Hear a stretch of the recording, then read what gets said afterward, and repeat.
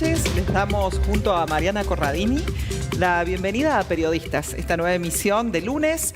Vamos a dialogar hoy con la presidenta del Colegio de Abogados de Villa María, Itatí de Marchi, pero además quien lleva adelante diversas investigaciones en el sentido de todo lo que tiene que ver con cuestiones de género, ha colaborado en investigaciones y en numerosas entrevistas con la Organización Internacional del Trabajo para hablar sobre reforma laboral. Un tema, Itatí, ¿cómo estás? Bienvenida a Periodistas.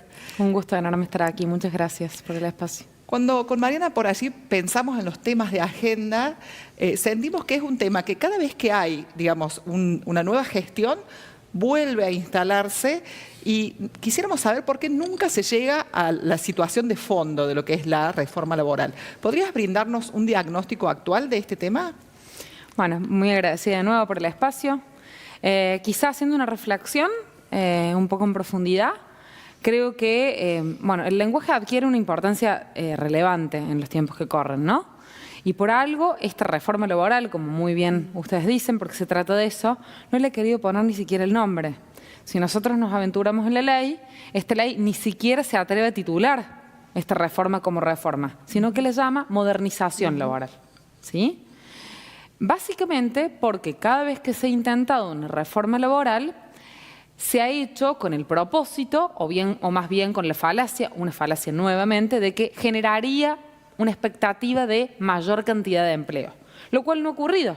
Históricamente, cada vez que ha ocurrido, en cada intento de reforma laboral, se ha demostrado que eso no ha conllevado un aumento de empleo, sino una mayor precarización.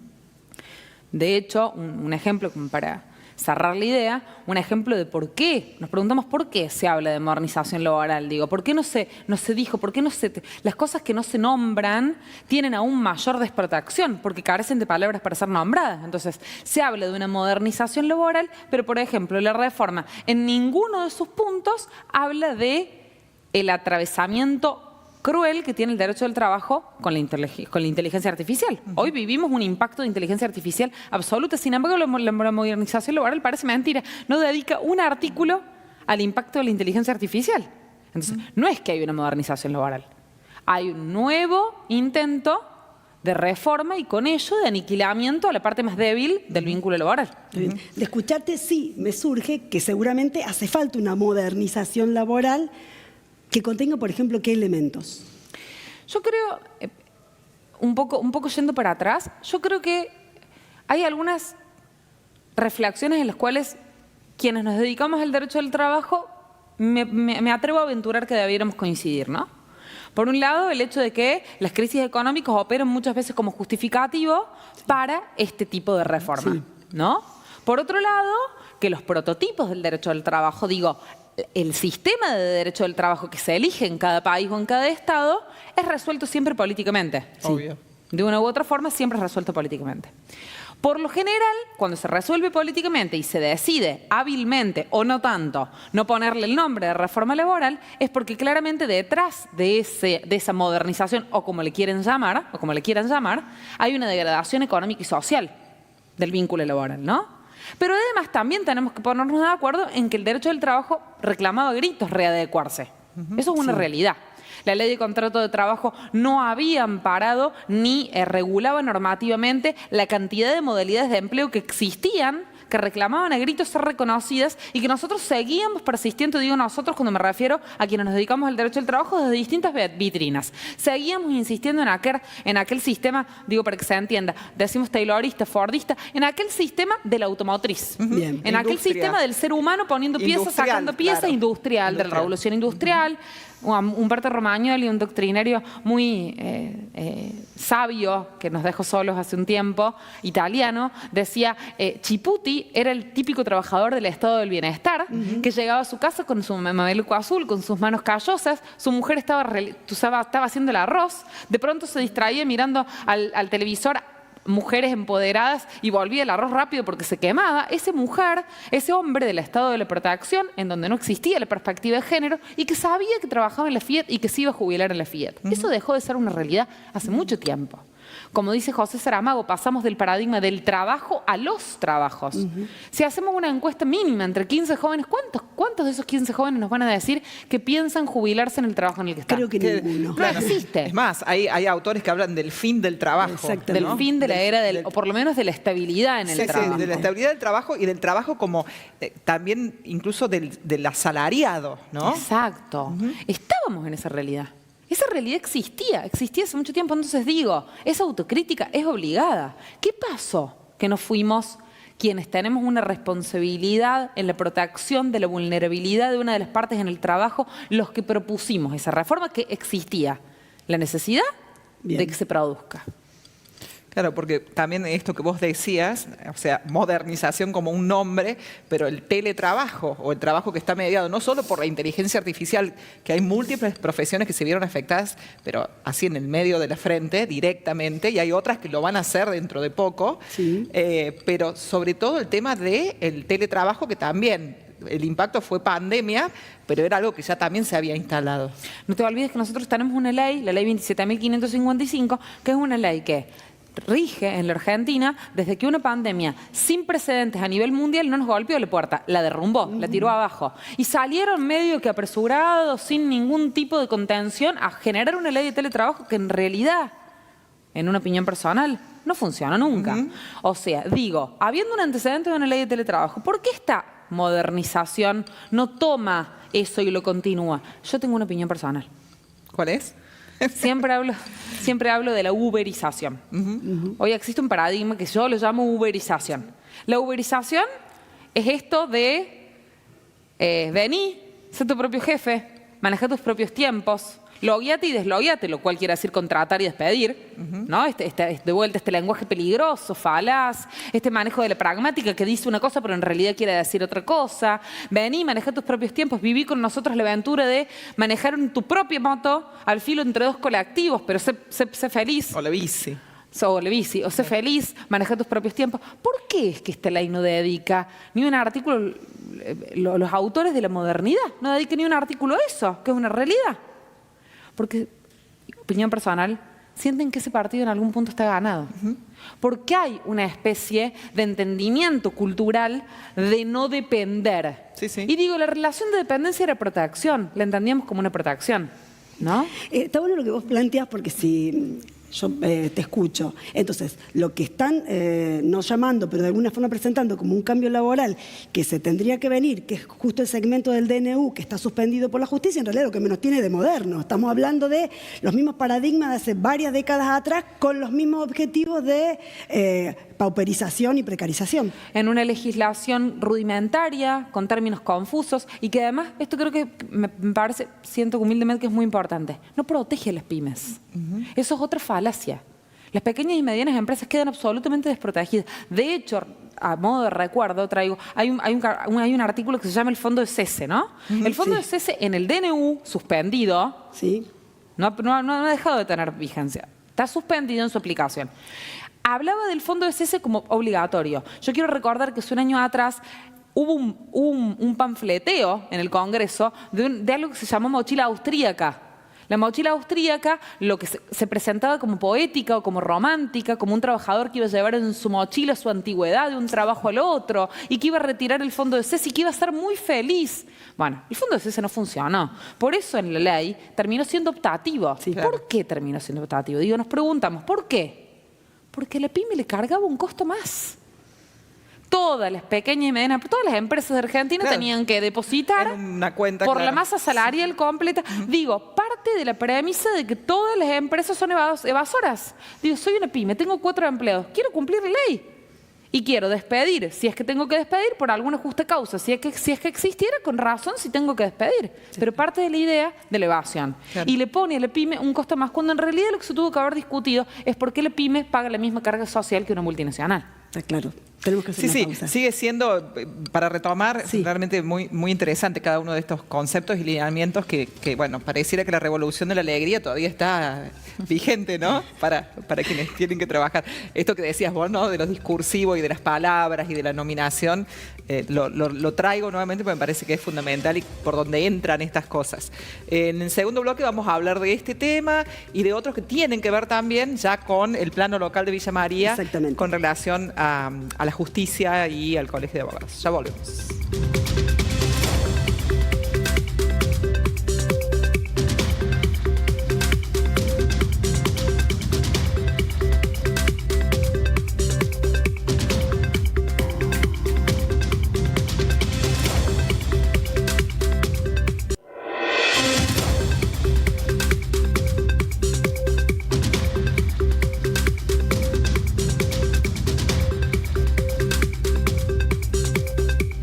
Segundo bloque, continuamos con nuestra invitada en piso, con la presidenta del Colegio de Abogados, con Itatí de Marchi.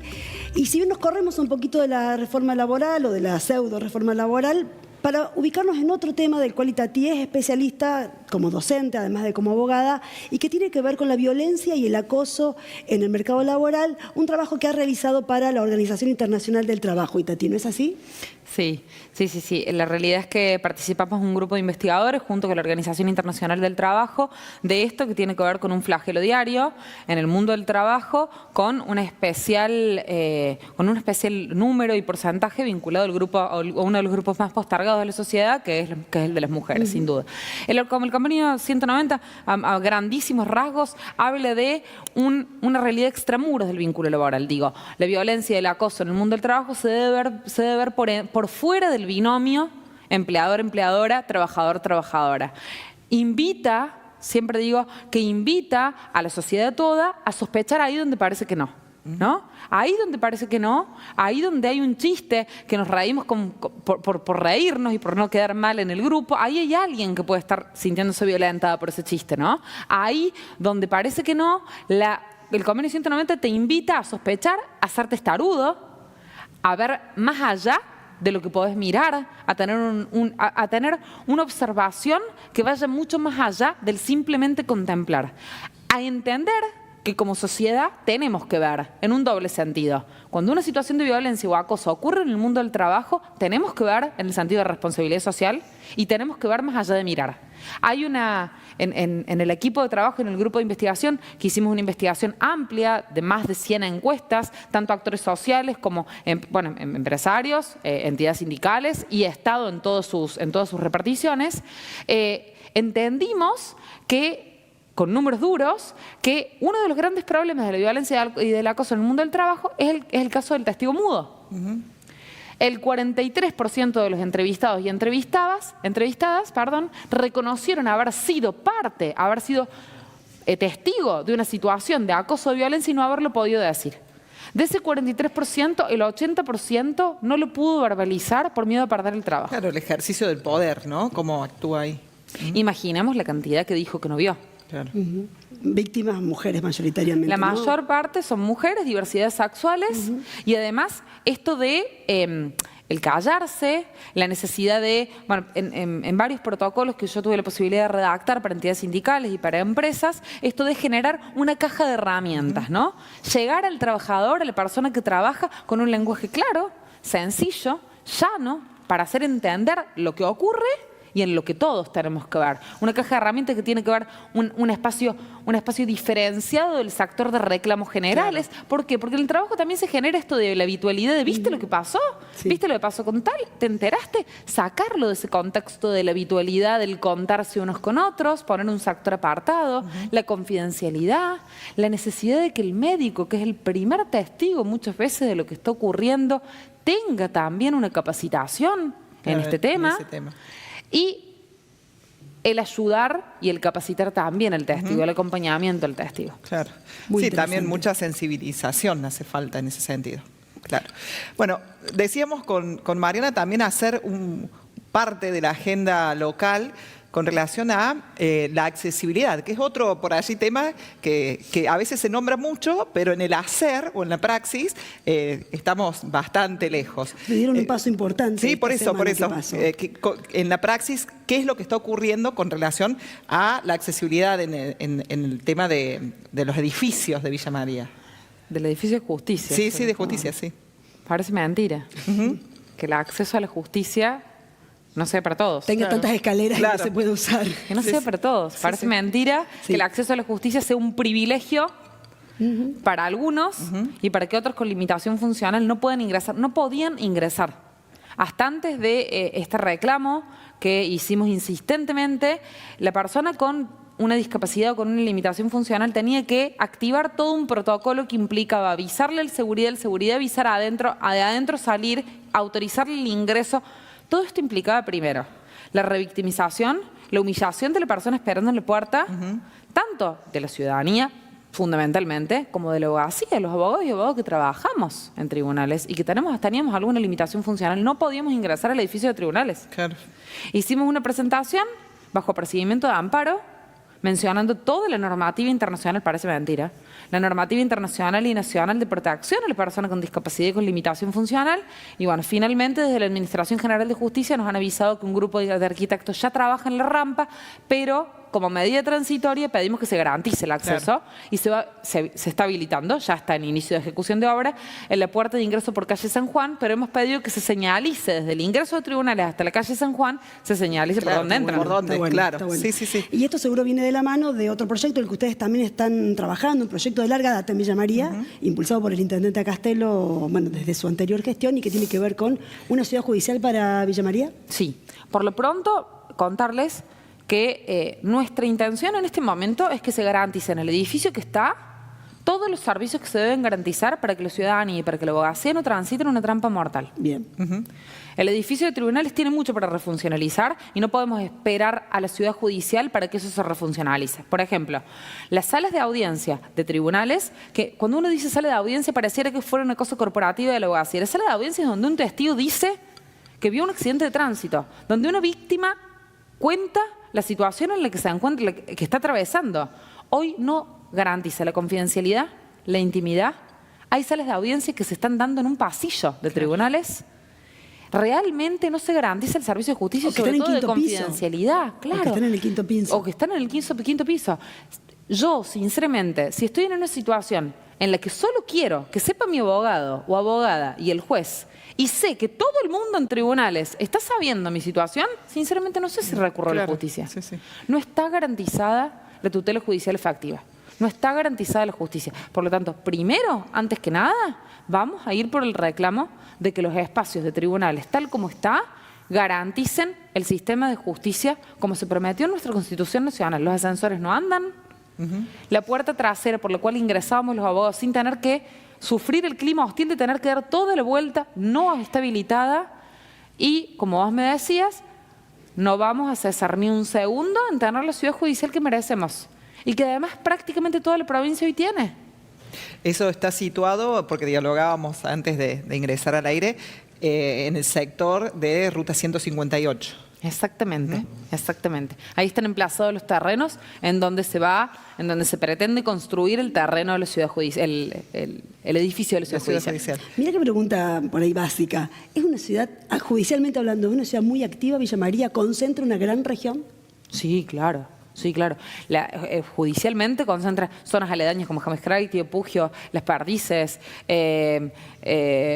Pozo del Molle. Tiene una extensión enorme Villa María. Sí, claro.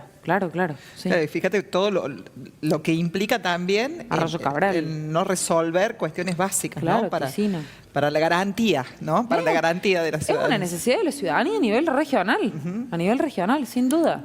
Y con relación a los desafíos, ahora sí vamos ya a la gestión, ¿sí? Porque seguramente nos van a indicar, nos van a indicar el tiempo. La gestión, ¿no? Del Colegio de Abogados de Villa María. Bueno, algunas de todas estas cosas son justamente accionadas desde la gestión que vos encabezás. ¿Cuáles son esos otros desafíos, además de estos que nombraste actualmente? ¿Cuánto hace que estás? Ay, parecen muchísimo tiempo, 3 meses y medio. 3 meses y medio. 31 de mayo, 1 de junio empezamos la gestión. Bien. Mira, en primer lugar, decirte que tenemos un equipo de trabajo hermoso, que ha dejado atrás cualquier tipo de contienda en su momento. Hoy ni lo recordamos. Tenemos un equipo hermoso, de trabajo hermoso, que funciona perfecto. Y eso es fundamental para que las cosas se hagan. Coincidimos en los pilares. Nuestros pilares son nuestros jóvenes como protagonistas. En ese sentido, hay un acompañamiento permanente a los jóvenes, a los nobles en realidad, para no distinguir franja etaria. A los nobles. Está bien, claro, ese término también. Está bueno. ¿Cuántos abogados tiene Villa María y abogadas? Y hoy hay aproximadamente unos 1.100 y activos. Y ese es un número que no sé cuál es la proporción por habitante óptima, pero estamos en un buen número. Un buen número, es un muy buen número. Es un muy buen número. Evidentemente lo que marca que hay una actividad universitaria importante y trascendental para que no se lleve atrás, ¿no? Tanto en la abogacía como en otras profesiones. Sí, te interrumpí, te dejamos seguir. Un programa de inserción profesional activo, importante. En ese sentido, hay el abogado y la abogada de los niños, niñas y adolescentes necesitan tener una capacitación especial. Estamos montando capacitaciones especiales para esa inserción profesional. Hay un acompañamiento permanente de tutores y de padrinazgo respecto de los jóvenes abogados y su inserción profesional. Hay eso como primera medida, como primer pilar básico y fundamental. Hoy las juras que se hacen a los nuevos matriculados son junto a la familia concurre al colegio a jurar con el joven, porque se entiende que cada vez que un joven se recibe ha habido un esfuerzo familiar y emocional importante detrás del joven. Otro de los pilares fundamentales es el trato respetuoso a la abogacía. Merecemos el trato respetuoso que se nos debe brindar. Por lo tanto, el colegio ha iniciado un sistema de código QR. Hay un código QR en cada repartición del ejercicio profesional diario del abogado, simplemente acercando el celular. Eso redirige el colegio y el colegio recibe la denuncia o el reclamo. Hay un sistema de vocalía de turno, todo esto vinculado al respeto del abogado, un sistema de vocalía de turno todas las semanas con publicación de su teléfono para que el vocal de turno sea presente en cada situación que el abogado lo requiera.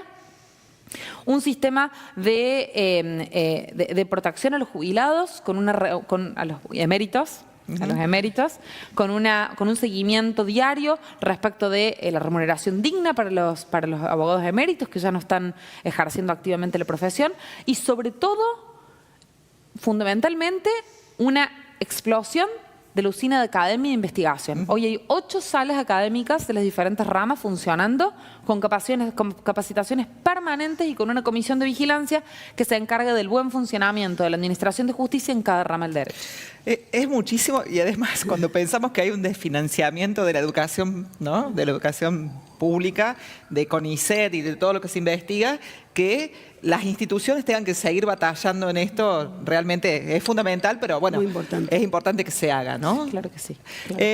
Mariana. Sí, para cerrar y vos estás contando lo que previeron como gestión. ¿Y en lo personal? Ay, qué difícil. Me encanta hacer preguntas difíciles. Qué difícil.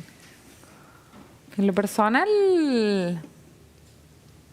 que se sientan representados por mí, que sientan que el colegio es un refugio, es su casa, hacer del colegio un refugio, que el equipo de trabajo que conduzco, que me toca conducir y que me han dado el honor de conducir como primera presidenta mujer electa, sea un equipo de trabajo que se sienta cómodo en cada decisión y que los jóvenes sientan la esperanza de que puedan insertarse y que puedan ser felices. Con la abogacía. Muy bien. Con la abogacía. Gracias, Itatí de Marchi. Itatí. Volvemos en breve, porque creo que nos queda escaso tiempo para darles algunas de las últimas noticias vinculadas a la política. Y hubo varias. Ya volvemos.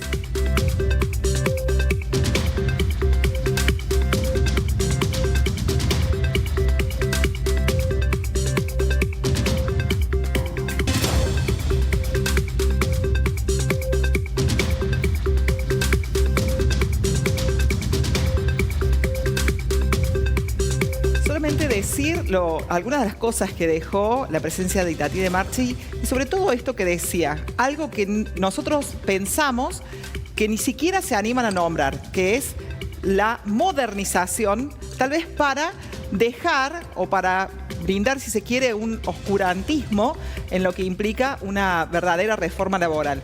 Y otra fue precisamente también pensar en la garantía de justicia para todos los ciudadanos y ciudadanas que están vinculados a este sector que es la ciudad de Villa María y que es un conglomerado que va mucho más allá de la ciudad en sí y lo que implica la justicia y el rol de la abogacía en ese sentido.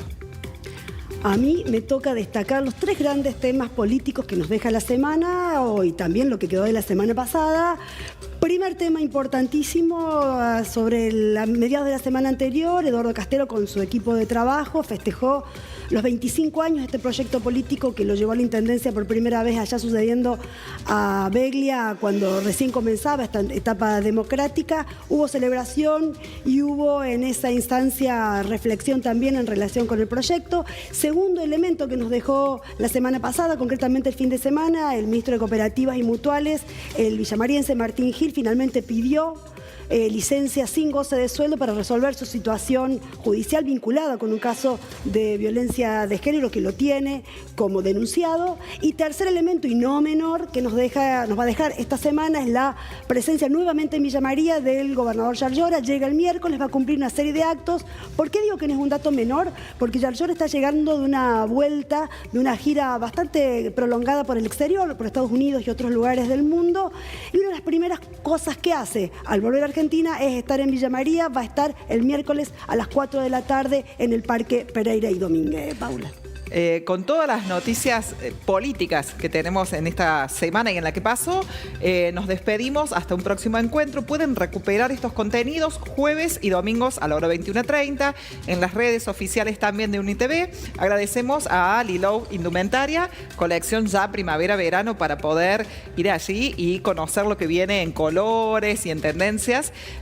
También decirles que, bueno, en este caso, como es habitual, agradecemos a Erika Fecia y le mandamos un saludo a la familia porque están celebrando. Exactamente, están de cumpleaños. Así es. Gracias. Muchísimas gracias por el tiempo, al equipo de UniTV y a ustedes que siguen periodistas en los diferentes formatos. Buenas noches.